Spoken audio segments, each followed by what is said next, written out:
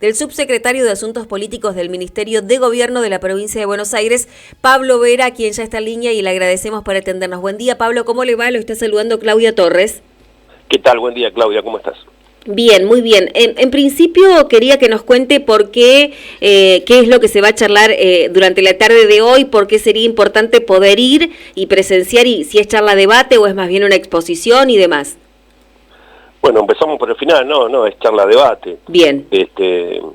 El por qué diría, porque siempre me parece que, viste que hay una frase que se la adjudican varios autores que dicen que los pueblos que olvidan su historia están condenados a repetirla, sí, digamos, ¿no? Así que a mí me parece que siempre el estudio de la historia, y sobre todo la historia relativamente reciente, es importante.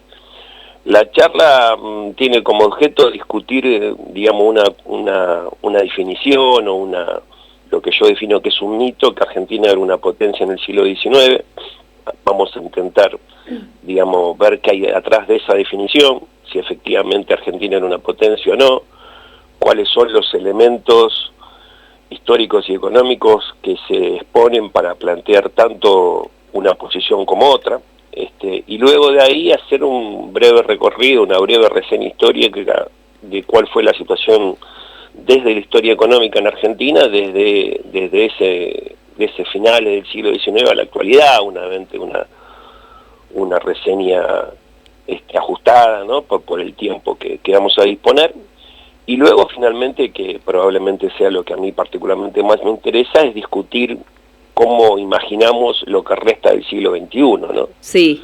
En lo que yo defino, si Argentina es un enclave colonial vinculado básicamente a la producción y exportación de materias primas sin agregación de valor, o si Argentina retoma un sendero de un país industrial que no tiene por qué pelearse con el sector de productor de materias primas, pero que indefectiblemente, si pretende, digamos, retomar el camino de grandeza que tuvo en algún momento, necesita sí o sí fortalecer su industria. Claro, recordemos en el siglo XIX, a finales del siglo XIX, la Argentina, su economía estaba basada en lo que provenía del campo, básicamente era una economía agroexportadora.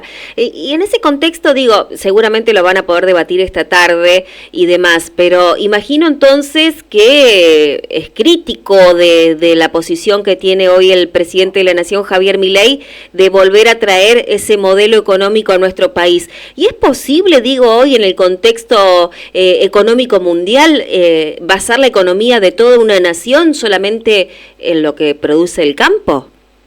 No solamente que no es posible, sino que te condena a los pueblos más atrasados. Hoy hay muy pocas economías en el mundo que definen su desarrollo económico en virtud de las materias primas, digamos. En realidad, hasta los países que en algún momento tuvieron algún nivel de preeminencia en el desarrollo de los bienes primarios pasaron a un desarrollo de bienes industriales. Situación que la Argentina la tuvo con un nivel de desarrollo interesante, con un país de desarrollo industrial considerado de los considerados medios hasta mediados de los 70, ¿no? 75, 76, y a partir del 76 comenzó un declive con algunos momentos de recuperación económica, pero que realmente fue un masazo en la economía argentina, lo que produjo ya los planes económicos ya más vinculados a las ideas neoliberales desde Martínez de Oz en adelante. Claro. Ayer se conocieron los datos del INDEC y se dio a conocer que el presidente de la Nación, Javier Milei, llevó la pobreza al 52,9% de los argentinos. ¿Qué pasaría con ese casi 53% de la población que hoy está por debajo de la línea de pobreza y con ese un poco más de 18% de la población que no llega a comer un plato de comida al día? ¿Qué pasaría si se rompiera del todo la industria en nuestro país? Y mira, cuando vos ves esos datos, también te sugiero que veas los datos vinculados a la capacidad instalada, es decir, la cantidad de máquinas que nosotros tenemos prendidas, los datos vinculados al consumo. Lo que va a pasar es que cada vez va a ser más difícil que esas personas salgan de la situación en la cual están, sino que no solamente que no salgan, sino que se profundice su situación de pobreza, Centralmente porque aparte el presidente Milei ha planteado con bastante énfasis la eliminación de lo que es obra pública, ¿no? Y la obra pública por sus características es mano de obra intensiva, es decir, emplea mucha cantidad de gente. En el mismo presupuesto presentado en el Congreso Nacional se acepta, digamos, que hay una caída formidable en la inversión privada en la Argentina, ni hablar de lo que era la inversión pública. Entonces lo que vamos es a una economía para poquitos millones de argentinos, y cuando ves los únicos datos positivos que reflejan la estadística oficial es básicamente lo vinculado a la producción agropecuaria o lo vinculado a la extracción petrolera, a la actividad mineral en general. Sí. En realidad vamos a una sociedad, digamos, muy donde haya muchos pocos argentinos que puedan comer los 4 platos de comida todos los días, y después una franja de la población que sí pueda vivir dignamente, pero en realidad lo que vamos a ver es que se ensancha casi como una mancha voraz la pobreza en la Argentina. Estamos en línea con Pablo Vera, él es subsecretario de Asuntos Políticos del Ministerio de Gobierno de la Provincia de Buenos Aires, y esta tarde va a estar dando una charla en San Nicolás. Hay una pregunta a nivel personal que me la hago casi a diario cuando veo distintas noticias acerca de inversiones y de aumento de partidas presupuestarias que hace la Provincia de Buenos Aires como para tratar de paliar un poco la situación económica que está generando el Gobierno Nacional o la política económica del Gobierno Nacional. Y es una pregunta que de verdad me hago a nivel personal, pero creo que muchas personas que están del otro lado también se deben hacer, y digo, ¿de dónde saca plata el gobernador Axel Kicillof? ¿Cómo puede hacer, por ejemplo, para aumentar en el interior el subsidio al transporte? ¿Cómo hizo para aumentar en 20% las becas de niñez y adolescencia? ¿Cómo hizo para aumentar el subsidio para los medicamentos? Nos preguntamos esas cosas. Digo, porque mago creo que no es. No, claro. No, lo que hay es una administración muy prolija. Lo que hubo es la decisión en su momento de... Vos recordarás que hubo algún nivel de conato, de rebelión de algunos sectores vinculados a la producción y a la producción y sectores vinculados a las grandes dueños de tierra, que iban a rechazar los aumentos de algunos impuestos fiscales. Sí. Y lo que se hizo es básicamente tomar una decisión de que ese impuesto iba a ser progresivo en virtud de lo que valdría la propiedad según lo que fija lo que fija la propia estadística, digamos. Si a eso le sumás una administración prolija, una administración que, discúlpame la vulgaridad, que cuida el mango y tiene prioridades, porque vos en determinado momento tenés que establecer prioridades. Bueno, a partir de ahí tenés los resultados, o sea, es posible desarrollar una política que fomente determinado sector en la medida que vos lo administres prolijamente y fundamentalmente que entiendas, como pasa en cualquier otro lugar del mundo, el rol que tiene que tener el Estado para direccionar, para orientar, para colaborar con el sector privado. Entonces, bueno, eso es el resultado que tenemos en la provincia de Buenos Aires, que claro, a muchos le extraña, como puede ser que mientras en el gobierno nacional se paralizan obras, el gobierno provincial insiste en sostener obras. Pero bueno, tiene que ver con estas definiciones. Claro que no es un mago, simplemente trata de ser fiel a los votantes, porque en su campaña él planteó que eso lo iba a hacer y lo está haciendo.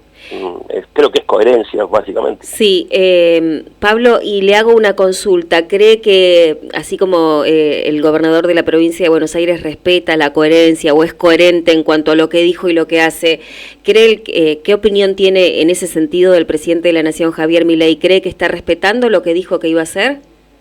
Mira, en términos de quiénes son los que iban a pagar el costo del ajuste, claramente creo que es evidente que no. Sí. ¿No? Porque en realidad él lo que planteó me parece casi como una consigna de escasa profundidad. Planteó básicamente que lo iba a pagar la casta. Bueno, todos sabemos que hoy la casta somos todos, sí, porque la inmensa mayoría de la sociedad está pagando el ajuste. Después, con respecto a la cuestión económica, la verdad que es un jeroglífico, te diría, ¿no? Porque vos recordarás que uno de los ejes que fue plantear el tema de la dolarización, que bueno, oportunamente nosotros rechazamos y planteamos cuáles eran todas las críticas, pero aún así ya van 2 o 3 propuestas distintas de dolarización que se establecieron, ninguna de las cuales obviamente es factible que se realice. A mí lo que más me sorprende del presidente es cuando, entre las varias que me sorprende, es cuando plantea ejemplos internacionales, y cuando vos te vas a ver a lo que pasa en la economía de ese país, bueno, pasa exactamente lo contrario, por lo menos con respecto al rol que tiene que ocupar el Estado, o el rol de cómo se maneja el comercio internacional, que no tiene nada que ver con lo que plantea Milei. Mira, te pongo un ejemplo cortito de estos días. Milei dice reivindicar el proyecto de Trump, ¿no? Sí. En Estados Unidos lo que viene pasando ya hace varios años, pero fundamentalmente en el 2023, vos vas a ver que México fue uno de los países que recibió mayor inversión extranjera directa, ¿no? Con el presidente que estaba en ese momento, que dista mucho de los ideales que tiene Milei como presidente, ¿no? Sí. Bueno, ahí lo que vos ves centralmente, a partir más allá de las bondades y de las políticas industriales que desarrolla México, es que China viene haciendo grandes inversiones de capital en México, fortaleciendo la industria manufacturera mexicana, y que desde México se exporta con capitales chinos, se exporta hacia Estados Unidos, ¿no? Estados Unidos tiene con México el Tratado de Libre Comercio, por lo tanto hay una notable exportación de productos mexicanos hacia Estados Unidos. Ahora los productos mexicanos tienen una capitalización muy, muy importante de capitales chinos, digamos. Sí. Trump acaba de decir que eso que si él es presidente no lo va a tolerar, y que le va a aplicar un arancel de 200% a las exportaciones mexicanas que hayan sido sostenidas o capitalizadas con capitales chinos. ¿Qué te quiero decir con esto?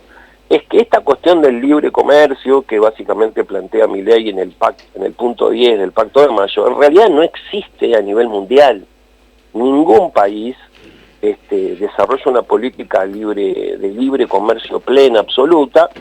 Te diría que eso no lo ha hecho ni en la historia. Cuando vos revisás la historia económica de los países centrales, ves que nunca se hizo plenamente, y mucho menos se hace ahora, donde estamos viviendo un mundo hiperproteccionista, con una disputa comercial feroz entre Estados Unidos y China. Entonces decir libremente que Argentina va, para poder favorecerse, entrar en el libre comercio, tiene que meterse en esas bondades del libre comercio, es un desconocimiento profundo, preocupante para quien ocupa la más alta investidura de la nación, no solo de la historia económica mundial, sino de la realidad política actual, digamos. A mí la verdad me sorprende cuando se dicen esa serie de tonteras, con que es muy sencillo demostrar que no es cierto leyendo la tapa de los diarios, ¿no? Claro, sí, o con ver nada más un poquito lo que pasa en la vida cotidiana de cada uno de nosotros, a nivel familiar, básicamente. Pablo, le agradezco mucho, y seguramente esta tarde vamos a estar ahí presentes en Almafuerte 467 a partir de las 6 de la tarde, y para presenciar esta charla y para participar, mejor dicho, esta charla que van a llevar adelante. Bueno, permitime que le agradezca a Carlos Galassi, que fue el que organizó la charla, y sí, a todas las autoridades del Partido Justicialista de San Nicolás. Así que, bueno, con muchísimo gusto, ojalá que nos podamos encontrar esta tarde, y bueno, y que debatamos, y que fundamentalmente no necesariamente tenemos que estar de acuerdo en todo, pero básicamente me parece que la política, que la sociedad necesita lugares de encuentro donde con mucho respeto intercambiamos opiniones, y fundamentalmente tratemos de pensar qué es lo que es mejor para nuestra sociedad. Le agradezco mucho, Pablo, gracias por este contacto. Es un gusto. Hasta la tarde. Hasta la tarde. Ahí estábamos en diálogo con Pablo Vera, él es subsecretario de Asuntos Políticos del Ministerio de Gobierno de la Provincia de Buenos Aires. Esta tarde, gracias a la gestión del PJ local y del doctor Carlos Galassi, va a estar brindando una charla a partir de las 6 de la tarde en Almafuerte 467. El tema, bueno, la política económica que está llevando adelante el gobierno de Javier Milei. Pequeña pausa musical, pero algo alegre, Edu. Si tenés ahí algo como para... Medio cachengue. Sí, medio cachengue. Dale. Como para sacar pito y maraca. Va a estar genial. Desde San Nicolás, Radio Nova, la 102.9. Todo el día con vos. La radio. Nova, siempre de tu lado.